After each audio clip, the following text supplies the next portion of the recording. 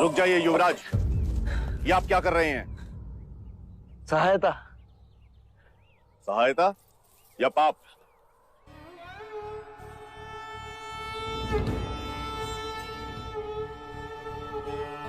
पाप? कैसा पाप? क्या आप नहीं जानते? ये एक शूद्र है और तुम ओछी जाति के युवराज को रोकते तक नहीं, दंडवत होके क्षमा मांगो युवराज से। ठहरो ठहरो, ये हमसे क्षमा क्यों मांगे?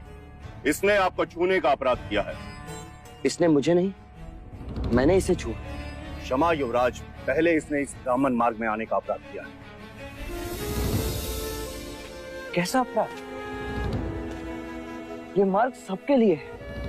ये सृष्टि, ये जल, वायु, मिट्टी, ये ईश्वर का अपराधी है और इसे दंड मिलना चाहिए।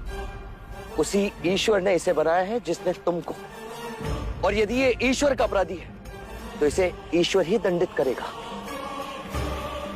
तुम होते कौन हो इसे दंडित करने वाले? तुम केवल ब्राह्मण, अधिकारी नहीं। अधिकारी ईश्वर है।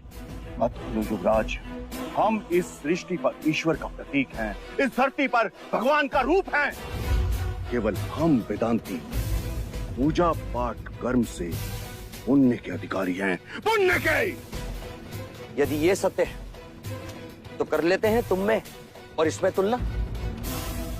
इस मनुष्य ने अपने खून पसीने से इस मिट्टी को सींचा है, फल फूल उगाए। क्या तुम्हारे वेदांत इन्हें मुरझाने से रोक सकते हैं? क्या तुम इस धरती पर भगवान का प्रतीक, इस फंसे हुए पहिए को बिना हाथ लगाए निकाल सकते हो? आप हमारा अपमान कर रहे हैं युवराज। अपमान तो आप इस मनुष्य का कर रहे हैं।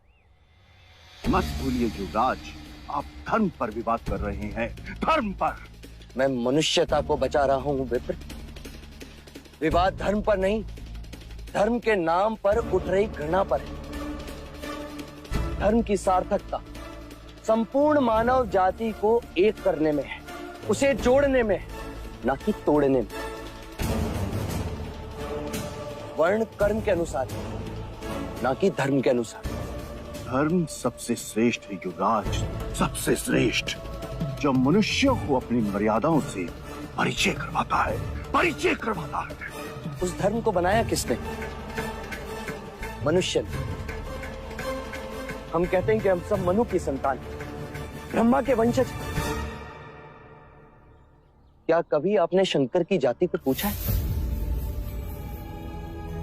कभी आपने ब्रह्मा के गोत्र को पूछा है? या कभी विष्णु के वर्ण को पूछा है? जब हम एक मनु की संतान हैं, तो ये भी उतना ही ब्राह्मण है जितना कि तुम, और यदि नहीं तो तुम भी उतने ही शूद्र हो जितना कि ये।